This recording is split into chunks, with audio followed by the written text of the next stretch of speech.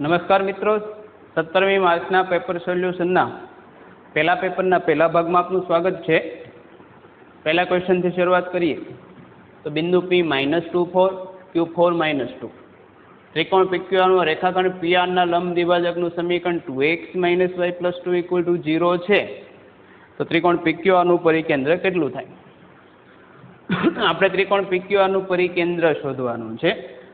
પરિકેન્દ્ર એટલે ખબર હોય છે કે બંને લંબ દ્વિભાજકનું છેદ બિંદુ. આમ તો 3 એ 3 નું થાય, પણ કોઈ પણ બે લંબ દ્વિભાજકો છેદે તેમાંથી ત્રીજો પસાર થાય જ. તો એક લંબ દ્વિભાજક આપ્યો તો બીજો શોધવો પડશે. આપણે રફ આકૃતિ દોરીએ.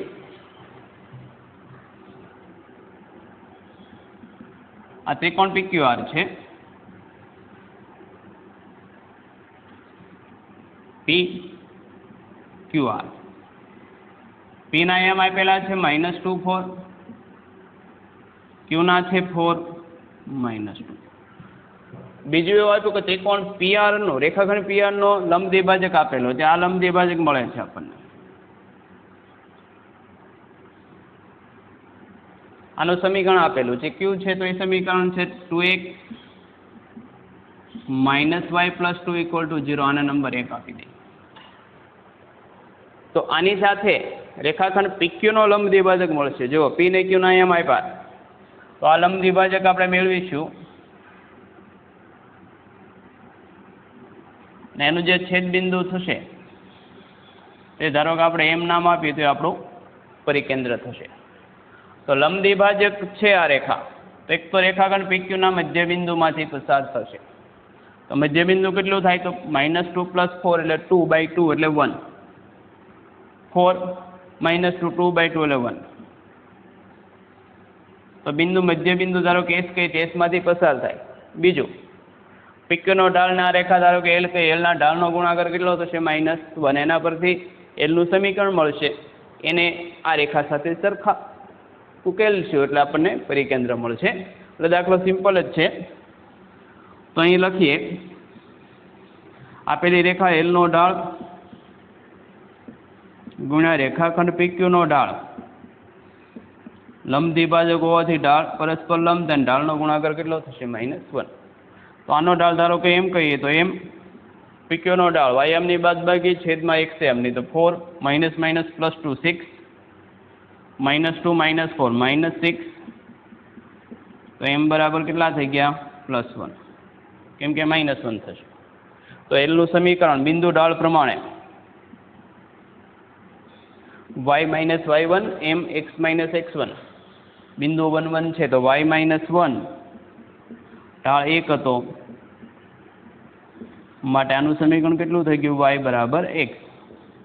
તો 1 અને 2 ઉકેલતા તો 1 માં y બરાબર x મૂકી દઈએ. સમીકરણ 2 એક જ હતું.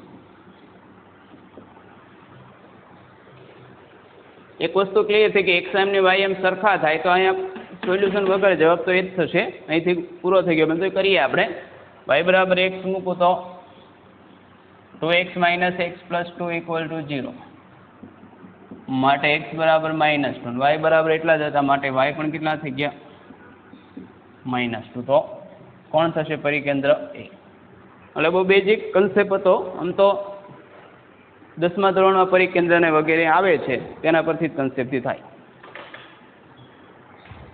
Second question, AZ BIZ CZ + IZ Z belongs to C એટલે કે કોમ્પ્લેક્સ નંબર છે. તો આનાથી બનતા ત્રિકોણનું ક્ષેત્રફળ એકદમ ઇઝી રકમ કહી શકાય. ગુજરાત બોર્ડમાં આ રકમ છે. તો ત્રણેયનો આપણે આર્ગન સ્કેલમાં એને પ્લોટ કરીએ. ધારો કે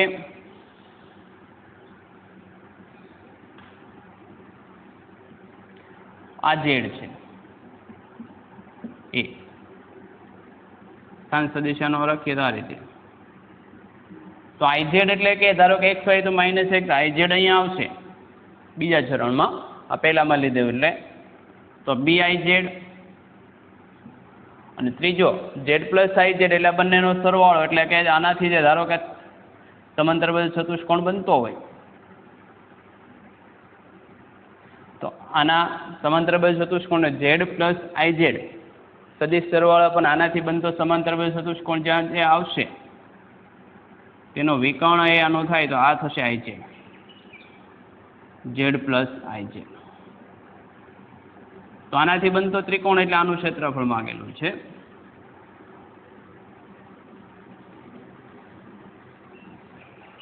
તો આ ત્રિકોણનું ક્ષેત્રફળ.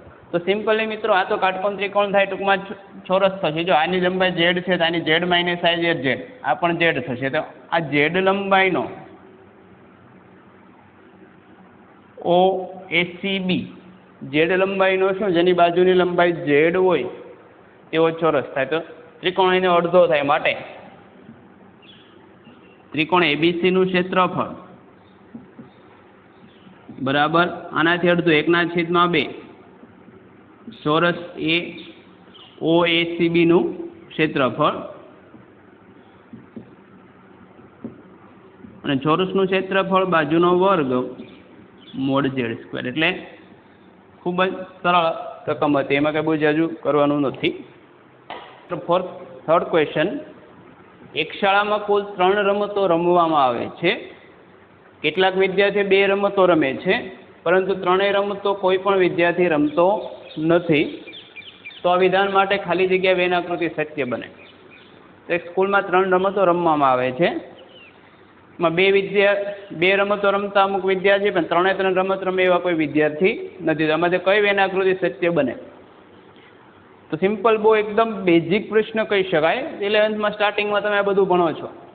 9મા 10મા ધોરણમાં પણ વેનાકૃતિ વેન ડાયાગ્રામ આવી જાય. તો જો 3 રમતો કોઈ પણ રમતો નથી તો ખાલી ગણ થવો જોઈએ, 3નો છેદગણ. પહેલાં તો એ થવું જોઈએ. તો એક પણ છેદગણ ખાલી ગણ તો છે જ નહીં. આનો છેદગણ ખાલી ગણ, આમાં તો બહુ મોટો ગણ આવશે, આમાં પણ આવશે છેદગણ, 3નો છેદગણ. અહીંયા પણ 3નો છેદગણ મળે છે. તો 3માંથી એક પણ ટ્રુ નથી. બહુ મેન્ટલ ઇન્સ્પેક્શનનો પ્રશ્ન હતો કે બહુ ઇઝીલી જોઈને તરત ખબર પડી જાય કે આ કોઈ છે નહીં. 3માંથી એક પણ જવાબ નહીં, કેમ કે 3 રમતો એવો કોઈ પણ વિદ્યાર્થી નથી. એટલે 3નો છેદગણ તો કેવો થવો જોઈએ? ખાલી, કેમ કે છેદગણમાં કોઈ મળતું નથી. તો અહીંયા છેદગણ મળે છે, અહીંયા પણ 3નો છેદગણ મળે છે, અહીંયા પણ મળે છે. એક પણ નહીં આવશે, એવું કોઈ રકમ નથી. એટલે આનો જવાબ આવશે D. Question, cot inverse alpha બરાબર cot inverse 2, cot inverse 8, cot inverse 18, cot inverse 32 up to 100 term. તો આલ્ફા કેટલા થાય? મિત્રો આપણને ખબર કે સરવાળાનું tan ઇન્વર્સ માટેનું સૂત્ર છે. તો tan ઇન્વર્સમાં તો ફેરવવું જ પડશે. તો શરૂઆત કરીએ તો cot ઇન્વર્સ આલ્ફા બરાબર પહેલું થશે tan ઇન્વર્સ 1/2, બીજું tan ઇન્વર્સ 1/8, આ tan inverse 1/18 plus tan inverse 1/32 up to કેટલા પદ થાય? 100 ટર્મ સુધી છે. હવે આવું બધું આવે તો સિમ્પલી આની પર સમેશન લાગતું જ હોય. થોડુંક મેન્ટલ ઇન્સ્પેક્શન કરવું પડે પદનું કે કઈ રીતે છે.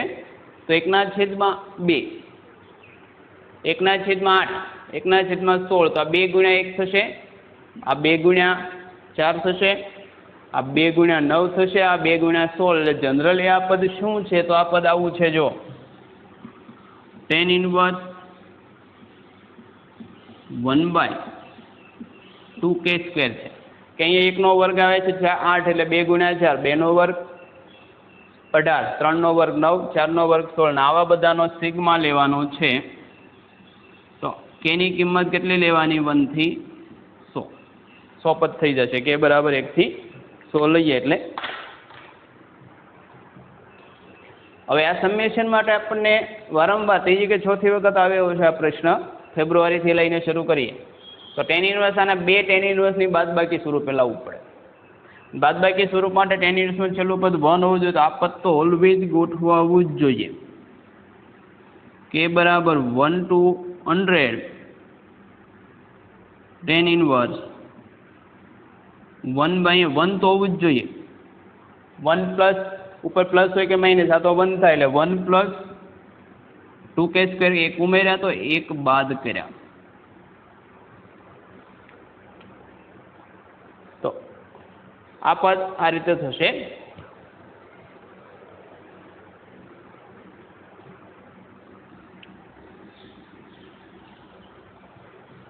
હવે જો 2k² ના સીધા ભાગ મારે પાડવા હોય તો √2k ને એવું બધું આવે છે. રૂટ ન આવે એટલે આની માટે હજી એક થોડોક ફેરફાર કરી દઉં. તો આને ઉપર પહેલાં એક સાદું રૂપ આપી દો, સરળ પડશે દાખલો. તો આ સિગ્મામાં k બરાબર 1 to 100 લઈને 2 × 4k² લખ્યા હોય તો અહીંયા કેટલા આવી જશે? 4k² થાય ના 2. સરળ પડશે અવયવો પાડવામાં. હવે આપણે tan inverse alpha plus beta minus વાળું જશે. Alpha minus beta 1 plus alpha beta, ટૂંકમાં આ જે પદ છે ઉપરના બે પદનો અવયવો થવા જોઈએ તો આના અવયવો આવા રીતે થાય છે. જો આની પ્રેક્ટિસ કરીએ છીએ ને દાખલા તો બહુ ઇઝીલી થઈ શકે. k બરાબર 1 to 100 tan ઇન્વર્સ છેદમાં જો 1 પ્લસ આ 2k પ્લસ 1 × 2k માઇનસ 1 થાય. 4 એટલા માટે જ લાવેલા અવયવો પાડવા છે, નહીં તો √2 માં ઉપર સેટ નહીં થાય. તો આને 2k plus 1 minus 2k minus 1 લખીએ તો કંઈ ફેર ન પડે, કેમ કે 2k તો ઉડી જાય, 1 ને 1 માઇનસ માઇનસ પ્લસ 1 એટલે +2 આવી ગયા. તો આખા દાખલાની ગોઠવણી આ છે. tan inverse alpha minus beta 1 plus alpha beta, તો tan inverse alpha minus tan inverse beta, તો summation k runs from 1 to 100 tan inverse 2k plus 1 minus tan inverse 2k minus 1. k ની અલગ અલગ કિંમત મૂકું. k બરાબર 1 મૂકું છું 1 થી 100 સુધી, તો tan inverse 3 minus tan inverse 1 2k minus 1. બીજા પદમાં પ્લસ tan ઇન્વર્સ k બરાબર 2 મૂકું. 4 ને 1 5 ને આ થશે 4 માઇનસ 1 એટલે 3. tan inverse 5 minus tan inverse 3. આ tan inverse 7 minus tan inverse 5 up to છેલ્લે કેટલા મૂકવાના છે? 100. તો tan inverse 201 minus tan inverse 192. તો મિત્રો આમાં તો આપણને સિમ્પલી ખબર સામસામા કેન્સલ થતા હોય તો tan ઇન્વર્સ 3 સામે આ થશે, 5 સામે આ થશે, તો છેલ્લે આ પદ છે અને આગળ કોઈ એક પદ છે ત્યાં કેન્સલ થઈ જવાનું. તો આ પદ કેન્સલ ન થાય કેમ કે એની પાછળ નથી, આ ન થાય ને આગળ નથી. તો આમાં પદ વધે ક્યાં? તો tan inverse 201 minus tan inverse 1. આની માટે જનરલ છે અપર લિમિટ હોય ને પહેલું પદ ને લોઅર લિમિટનું બીજું પદ. અપરનું પહેલું પદ માઇનસ લોઅરનું બીજું પદ, એટલું જ વધે આમાં. જ્યારે આવી બાદબાકી હશે ને ત્યારે તમે ડાયરેક્ટ મૂકી શકો, આ બધી માથાકૂટ ન કરવી. તો અપરનું પહેલું પદ 100 માટે મૂકો 201 માઇનસ 1, 201 ને 1 200 વત્તા 1 એટલે 201 માઇનસ લોઅરનું બીજું પદ k બરાબર 1 માટે અહીં અપર માઇનસ લોઅર કરી દેવાની, એવું કંઈ કરવાનું નથી. પહેલામાં અપર લિમિટ મૂકવાની, બીજામાં લોઅર લિમિટ મૂકવાની. માટે કોટ ઇન્વર્સ આલ્ફા બરાબર કેટલા મળ્યા? tan ઇન્વર્સ આલ્ફા માઇનસ બીટાનું સૂત્ર હોય તો 201 માઇનસ 1 1 પ્લસ 201. માટે કોટ ઇન્વર્સ આલ્ફા બરાબર tan ઇન્વર્સ 100 માઇનસ એટલે 200 ના છેદમાં 202. તો કોટ ઇન્વર્સ કેટલા થાય? 202 ના છેદમાં 200. બંને બાજુ કોટ ઇન્વર્સ ઉડાડી દે. 202 ના છેદમાં 200 એટલે 101 ના છેદમાં 100 એટલે 1.01 આલ્ફાની કિંમત. તો આલ્ફા બરાબર 1.01. તો આ પણ પ્રમાણમાં ઘણો ઇઝી દાખલો કહી શકાય. આ વારંવાર પૂછાય, જો પ્રેક્ટિસ કરેલી હશે તો બહુ ઇઝીલી એટેન્ડ થઈ શકે. અગેન આઈ ટાઈપનો છે inverse trigonometry function tan inverse x plus 1 plus cot inverse x minus 1 બરાબર ટેન ઇન્વર્સ 8/31 સમાધાન કરતી એક્સની કિંમતોનો સરવાળો. આ તો ગુજરાત બોર્ડની એનસીઈઆરટીની ટેક્સ્ટબુકમાં છે જ, આવી રકમ તમે સોલ્વ કરો જ છો, તો આમાં કંઈ બહુ જાજુ ડિસ્કસ કરવાની જરૂર પણ નથી. તો આ ટેન ઇન્વર્સ એક્સ પ્લસ 1 કોટ ઇન્વર્સ એટલે કે ટેન ઇન્વર્સ 1/x પ્રમાણે આ ટેન ઇન્વર્સ એક્સ માઇનસ 1 આ બરાબર tan inverse 8/. Tan inverse alpha વત્તા tan inverse beta means tan inverse alpha plus beta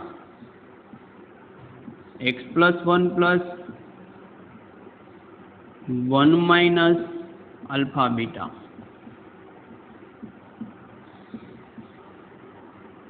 tan inverse 8/31. Tan inverse તો ઉડી ગયા, ઉપર વધે 2x છેદમાં 1 minus x square minus minus plus 1 8/31. આ થશે 4 31 આ બધું 31x 4 એક્સ સ્ક્વેર એટલે 8 એટલે 8 માટે 4x સ્ક્વેર આ બાજુ આવશે પ્લસ 31 માઇનસ 31x માઇનસ 8 0. તો એક્સની શક્ય કિંમતોનો સરવાળો minus alpha plus beta minus b/a minus 31/4 થાય એવું લાગે, પણ અહીંયા થશે નહીં. કારણ કે મિત્રો આપણને ખબર છે કે ઇન્વર્સ આવા દાખલામાં સોલ્વ કરીએ ત્યારે એક્સની બધી જ કિંમતો આ સમીકરણનું સમાધાન કરતી એવું હોતું નથી. એટલે આમાં ડાયરેક્ટ તમે બાકીનામાં લખો તો ચાલે કે અવયવ બીજનો સરવાળો માઇનસ b/a માઇનસ 31/4 થતો હોય ન થતો હોય ખબર નથી, પણ પહેલાં આપણે આના મેન્યુઅલી બીજ મેળવવા પડે, અને બીજ આનું સમાધાન કરે છે કે કેમ એ જોવું પડશે. તો અવયવ પડે નહીં તો પતી ગયો, 8 છોક 32 ના ભાગ પડે 31 એટલે 4x square plus 32x minus x minus 8 0. તો 4x કોમન લઈએ તો x પ્લસ 8 અહીંથી આવશે -1. તો પહેલા પરથી x બરાબર 1/4, બીજા પરથી x બરાબર -8. વેરીફાઈ કરીએ તો એ માટે x બરાબર 1/4, તો left hand side tan inverse 1/4 plus 1 એટલે 5/4 પ્લસ કોટ ઇન્વર્સ 1/1/4 માઇનસ 1 એટલે 1 માઇનસ 1/4 માઇનસ 3/4 એટલે કેટલા થશે -4/3. તો આ ટેન ઇન્વર્સ 5/4 કોટ ઇન્વર્સમાં માઇનસ છે તો પાઈ માઇનસ કોટ ઇન્વર્સ 4/3. તો pi plus ten inverse 5/4 minus tan inverse 3/4. તો પાઈ વાળું પદ આવ્યું છે, સાદુરૂપ આપીએ શું થશે? તો આ થશે પાઈ plus ten inverse alpha plus beta એટલે 5/4 પ્લસ માઇનસ બીટા એટલે 5/4 માઇનસ 3/4 1 પ્લસ 5/4 3/4. તો pi plus ten inverse 5 minus 3 2/4 એટલે 1/2 અને 16 ને 15 એટલે 31/16 એટલે છેદનો છેદંશ. તો pi plus ten inverse 8/31 not equal to right hand side. તો x બરાબર 1/4 આનો ઉકેલ નથી. એટલે ઇન્વર્સ ટ્રિગોનોમેટ્રીમાં લીધેલું, કેમ કે ટેન ઇન્વર્સને કોટ ઇન્વર્સમાં ફેરવવાના કન્સેપ્ટમાં નેગેશનમાં ટેન ઇન્વર્સને કોટ ઇન્વર્સના ગુણધર્મો સરખા નથી, એટલા માટે આ થશે. તો આપણો આન્સર નથી. તો એક વજે -8 આમાં એક પણ નહીં એટલે હશે, એને તમે વેરીફાઈ તમારી ઉપર છોડવું છું, પણ એ થશે -8 એટલે -32/4 એ મૂકો એટલે એમાં પાઈને ઉડી જશે બંને, અને પછી સાદુરૂપ થશે.